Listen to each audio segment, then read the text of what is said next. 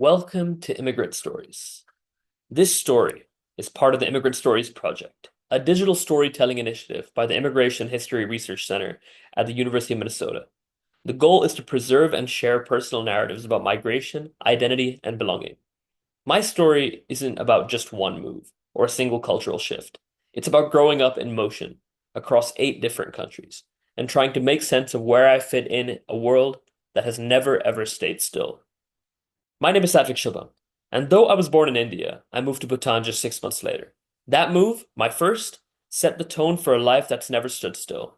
Since then, I've lived in Bhutan, England, Indonesia, Germany, India again, Finland, the Czech Republic, and now I have the privilege of studying in the United States. Each place was like a new chapter in a book that I didn't know I was writing. I didn't always have the choice. Most moves were shaped by my parents' work or education, but with each one, I learned to adapt quickly. New customs, new food, new ways of greeting, new rules in classrooms, and new meanings behind simple things. I had to grow up fast. I had to listen before I spoke. I had to figure out who I was in a world that kept changing. India is where I was born, my beginning. It's where my family comes from and where the language and traditions that ground me first entered my life. But I left it before I could even walk. Bhutan, what I would consider my first home, is where I learned stillness, a country defined by peace and simplicity. I remember misty mountains, quiet roads, and the comfort of knowing few people, but knowing them well. In England, everything was different. This shift was an unreal change of my life. It was structured, formal, familiar, but foreign. It was the first place I attended school where I had to wear a uniform, queue politely, and adjust to gray skies and different spellings of familiar words. Jakarta, Indonesia. It was a place bursting with energy. The streets were alive with scooters, food carts, people. It was loud, friendly, full of movement. I played barefoot soccer in alleys and learned how warm and open a city could truly be. Now, these places were truly a marking and catalyst behind my development at this stage. It was one of the biggest changes I'd endured in my life, and it was a change that I was never ever going to forget. Moving from Jakarta to Frankfurt was one of the biggest shifts I'd experienced. In Jakarta, life spilled out into the streets. In Frankfurt, everything was contained, structured, neat, on time. I had to learn to slow down, to read the silences, to fit in without losing myself.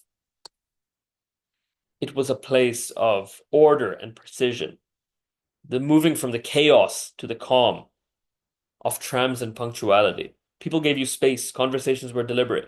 It was one of the hardest adjustments I made, slowing down, fitting in. When we moved back to India, I expected to feel at home again, but I didn't, not fully. After so much time abroad, I had changed, and so had the way I'd seen everything around me. I appreciated things more, but I also felt distant from the people who hadn't moved. That was until I came back to Helsinki, Finland. Came back to Europe in the form of Helsinki, Finland. It gave me a quiet and the space to think. It taught me that silence doesn't mean disinterest, that deep relationships can grow slowly and steadily, like a winter thaw.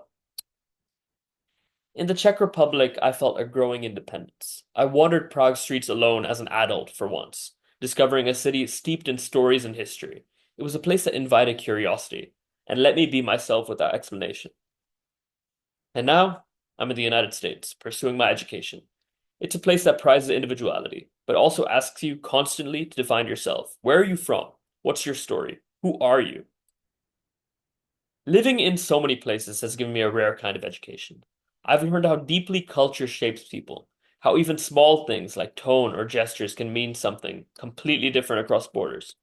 I've become good at adjusting, at observing, at reading the room. But even with all this knowledge, there's a quiet weight I carry, the sense that I still don't belong anywhere.